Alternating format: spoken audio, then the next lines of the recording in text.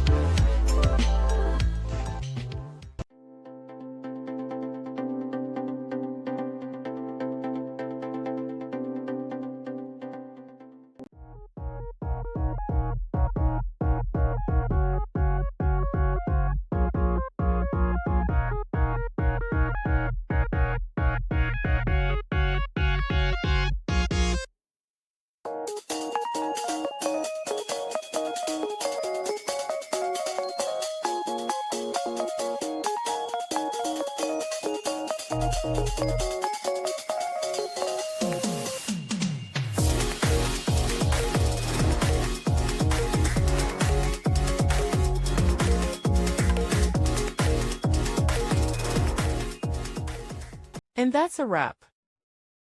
I hope you found the answer you were looking for.